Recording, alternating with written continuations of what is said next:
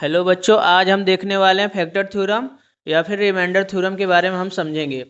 क्योंकि हमने क्या किया था आगे, जो हमने 2.1 तक हमने पढ़ाया था 2.2 तक। इसके बाद हम देखेंगे, पहले इसके इंट्रोडक्शन देख लेते हैं। हमें क्या देखना है, एक रिमाइंडर थ्योरम है और एक फैक्टर थ्योरम। तो हमें पता होगा कि जैसे भाजक क्या है और भाज्य है, तो भाजक से अगर डिवाइड करें भाज्य में तो भागफल और रिमाइंडर यानी शेषफल आता है। तो भाजक को क्या बोलते हैं, जैसे डिविडेंड हो गया, और ये जो भाज्य है उसको डिविडेंड, और ये हो गया डिवाइजर, और ये कोसेंट हो गया, और ये हमारा जो है ये शेषफल हो गया। तो इसको अगर हम देखें तो इसके जो हमें जांच करने के लिए या वेरीफाई करने के लिए हम क्या करते हैं, इनका इसमें मल्टीप्लाई करके और किसको रिमाइंडर को ऐड कर देते हैं, तो क्या हो जाता है पी एक्स बराबर वो निकल जाएगा या भाज्य बराबर आ जाएगा। तो वही है पी एक्स बराबर इन दोनों का मल्टीप्लाई, भाजक और से भागफल का, इनका मल्टीप्लाई करके रिमाइंडर को ऐड कर देंगे। तो ये जो फार्मूला बनता है, ये फार्मूला होता है रिमाइंडर थ्योरम का या शेषफल प्रमेय का होता है। तो शेषफल प्रमेय में अगर हम यहाँ पर देखें, हमारे पास कोई पी एक्स पॉलिनॉमियल है और उसको एक्स माइनस ए पॉलिनॉमियल या बहुपद से भाग लगाते हैं, तो हम वहाँ पर मान के चलेंगे कि हमें जो रिमाइंडर आता है वो पी ए आता है। ए हमारा यहाँ पर एक रियल नंबर है या फिर वास्तविक संख्या, और यह जो पॉलिनॉमियल हम ले रहे हैं या तो इसकी डिग्री 1 रहेगी घात, या फिर एक से ज़्यादा रहेगी। यहाँ हम देखें तो क्या करेंगे, यहाँ जो हमें मिलेगा रिमाइंडर थ्योरम का जो फार्मूला मिलेगा, ये मिलेगा पी एक्स बराबर x minus A into Q x plus P A. अब क्या होगा, रिमाइंडर थ्योरम में क्या होता है, अगर हम जैसे यहाँ पर एक पॉलिनॉमियल को दूसरे एक पॉलिनॉमियल से भाग लगाते हैं, जिससे डिवाइड करते हैं, उस पॉलिनॉमियल की जो पावर होती है वो छोटी होती है। तो यहाँ पर x से डिवाइड करेंगे तो देखिए, जब डिवाइड करते हैं तो यहाँ पर हमारे पास रिमाइंडर 1 आ रहा है। तो रिमाइंडर 1 आ रहा है, तो यहाँ पर हमें रिमाइंडर की जांच करने के लिए हमें क्या लगाना पड़ता है, रिमाइंडर थ्योरम। लेकिन फैक्टर थ्योरम में क्या होता है, फैक्टर थ्योरम जो होता है हमारे पास यहाँ पर जो गुणनखंड प्रमेय है, उसमें रिमाइंडर में हमारे पास जीरो हो जाता है। रिमाइंडर जब जीरो हो जाएगा तो हमें उसको क्या बोलना पड़ेगा कि वह गुणनखंड प्रमेय हो गया। गुणनखंड प्रमेय का मतलब ये है कि पूरी तरीके से उसने क्या कर दिया, उसको डिवाइड कर दिया पॉलिनॉमियल को। जैसे यहाँ पर एक्स क्यूब, सो एक्स क्यूब में डिवाइड करना है एक्स से, तो एक्स क्यूब में हम एक्स से जब डिवाइड करेंगे तो हमारे पास आएगा एक्स स्क्वायर, और यहाँ रिमाइंडर जीरो हो गया। इसका मतलब ये है कि एक्स स्क्वायर जो है जो आया है, इसका एक्स क्यूब का एक फैक्टर या गुणनखंड है। अगर हम जैसे कि एक नंबर लेकर के समझे, जैसे हमारे पास 12 है, 12 किससे किससे डिवाइड होता है, 1 से हो जाएगा, 2 से हो जाएगा, 3 से हो जाएगा, 4 से हो जाएगा, 6 से हो जाएगा, 12 से हो जाएगा। तो इतने लोग क्या हैं, इस 12 के फैक्टर हैं, फैक्टर या गुणनखंड है। तो गुणनखंड में क्या होता है, शेषफल या रिमाइंडर जीरो हो जाता है। और जबकि इसमें क्या होता है, रिमाइंडर थ्योरम में यहाँ पर शेषफल कुछ भी आ सकता है, उससे नहीं मतलब है, यहाँ शेषफल कुछ भी आएगा। लेकिन इनमें कन्फर्म है कि वो क्या होगा, जब गुणनखंड बोलेगा तो गुणनखंड प्रमेय का है, यहाँ पर रिमाइंडर हमें हमेशा जीरो मिलेगा। ठीक है।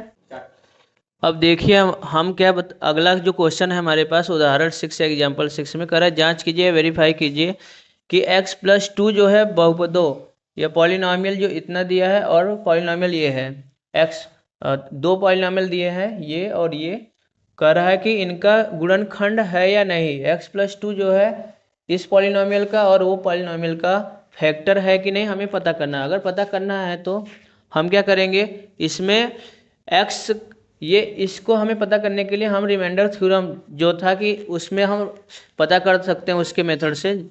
अगर हमें क्या करना है, यहाँ पर देखिए x प्लस 2 बराबर हमारे पास क्या है, x प्लस 2 हमें दिया है ये पॉलिनॉमियल, इससे डिवाइड करना है। तो हम क्या करेंगे, x बराबर इस दो को, जो अगर प्लस है तो माइनस लिख देंगे, अगर माइनस है तो प्लस लिख देते हैं। तो इसलिए इसका जो शून्यक होगा या जीरो होगा, -2 होगा। क्यों, क्योंकि -2 रखने पे क्या हो जाएगा, पूरा पूरा जीरो बना देगा। इसलिए इसका शून्यक है जीरो, x बराबर -2। अब x बराबर -2 अगर हम इसमें पुट करते हैं, अगर ये पूरा इसका अगर रिमाइंडर जीरो हो जाएगा, तो इसका मतलब कि इसका ये क्या है, गुणनखंड या इसका फैक्टर होगा। तो हम यहाँ पर x की वैल्यू -2 पुट करेंगे, -2 का क्यूब करेंगे, +3 -2 का स्क्वायर, +5 इंटू -2 +6।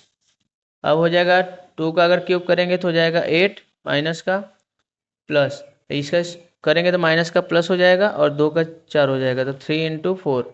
यहाँ प्लस माइनस का मल्टीप्लाई, माइनस 5 दूना 10 और ये 6 होगा, -8 और ये हो जाएगा 12 और ये हो जाएगा 10 + 6, ये हो जाएगा। माइनस माइनस को एक साथ ऐड कर लेंगे तो -18 और प्लस प्लस को एक साथ करेंगे तो ये भी 18 हो जाएगा। ये आ गया px बराबर p-2 जो है ये 0 हो गया। तो इसका मतलब ये हो गया कि क्या है, ये जो x + 2 है, अगर हम इससे डिवाइड कर दें तो ये पूरा पूरा क्या हो जाएगा, 0 हो जाएगा। हमने बिना डिवाइड के हमने क्या कर लिया, देख लिया कि ये इसका रिमाइंडर 0 हो गया। तो ये रिमाइंडर थ्योरम से भी पता चल गया। अब यहाँ पर अगर इसी नंबर से हम देखें कि ये वाला डिवाइड हो रहा है कि नहीं इस पॉलिनोमियल से इसको, तो यहाँ पर भी हम क्या करेंगे, -2 रख देंगे, -2 + 2। यहाँ पे जब सॉल्व करेंगे तो हमारे पास ये आ जाएगा, ये 0 हो जाएगा। तो इस तरीके से हमने देखा कि यहाँ पर भी क्या हो रहा है, यहाँ पर भी हमारे पास ये पूरा का पूरा ये 0 आ गया। तो 0 हो गया तो ये क्या हो गया, इसको जो हम रख रहे हैं ये x बराबर -2, इसको हम क्या रिमाइंडर थ्योरम है, और रिमाइंडर थ्योरम में हमें पता है कि इसको फैक्टर थ्योरम बोलेंगे यहाँ पर तब जब ये 0 हो जाती है। फैक्टर थ्योरम लग गया यहाँ पर। फैक्टर थ्योरम से हम देख रहे हैं कि यहाँ पे फैक्टर थ्योरम तभी होगा जब रिमाइंडर 0 हो जाए, दोनों का, यहाँ भी 0 यहाँ भी 0। जब 0 हो गया तो फैक्टर थ्योरम यहाँ पर अप्लाई हो रहा है। तो लग रहा है, तो इसके लिए हम बोलेंगे कि x-2 जो है, x + 2 जो है ये क्या है, ये गुणनखंड है। गुणनखंड किसका होगा, दोनों का होगा। तो दोनों का ये गुणनखंड होगा। तो ये बात आपको समझ में आ गई कि हमें इस तरीके से पता करना होगा। कोई भी दे देगा तो हमें उसको रिमाइंडर से या फिर फैक्टर थ्योरम से बता पाएंगे। देखिए हमारे पास अब क्या है कि उदाहरण 7 है, एग्जाम्पल 7। यदि कहता है x-1 4x³ + 3x² - 4x + k का एक गुणनखंड है, तो k का मान ज्ञात कीजिए। ये हमारे पास एक पॉलिनोमियल है, इसको x-1 जो है डिवाइड कर दें इससे, तो क्या होता है, ये कह रहा है कि x-1 जो है ना इस पॉलिनोमियल का फैक्टर है, तो k का मान ज्ञात कीजिए। यदि फैक्टर बोल दे तो हम साफ साफ यहाँ पर फैक्टर बोलने से फैक्टर थ्योरम लग जाएगा या गुणनखंड प्रमेय लग जाएगा, क्योंकि गुणनखंड तभी होगा जब उसको रिमाइंडर को 0 बना देगा। तो रिमाइंडर को 0 बना देगा तभी तो ये फैक्टर थ्योरम लगेगा इसमें। इसका गुणनखंड तभी हो सकता है जब वो 0 हो रहा हो रिमाइंडर 0 होगा। तो हम क्या करेंगे, इसके लिए हम px बराबर, इसको हम मान लेंगे कि ये क्या है हमारे पास, 4x³ + 3x² - 4x + k। हमारे पास एक पॉलिनोमियल है x-1, उन्होंने बोल दिया कि इसका एक फैक्टर है, तो हम लिखेंगे x-1 एक गुणनखंड है या फिर एक फैक्टर है, ठीक है ना। और यदि ये इसका एक गुणनखंड है तो x बराबर हम इसको कर देंगे, जो माइनस को हम प्लस कर देंगे और प्लस होता तो माइनस, x बराबर -1, और x बराबर x-1 है तो x बराबर 1 हो जाएगा प्लस का। इस +1 को हम इसमें रखेंगे और ये हम लगाएंगे कौन सा, फैक्टर थ्योरम से। तो फैक्टर थ्योरम या फिर रिमाइंडर थ्योरम। तो रिमाइंडर थ्योरम या गुणनखंड प्रमेय से, इसमें जब हम वैल्यू पुट करेंगे 1 तो हो जाएगा कितना, 4, और यहाँ पे लिखेंगे 1 का क्यूब और +3 1 का स्क्वायर -4 इंटू यहाँ पे लिखेंगे कितना 1 और +k। तो यहाँ पर हम 1 रखेंगे तो यहाँ पर इसकी वैल्यू क्या हो जाएगी, P1। देखिए यहाँ पे यदि हम यहाँ पर हम निकालें इसकी वैल्यू अगर निकालें तो P1 अगर निकालें इसमें रख करके तो कितना आएगा, यहाँ पर x-1 है तो यहाँ पर 1 रखेंगे, 1 - 1 तो आएगा 0। तो P1 हो गया 0।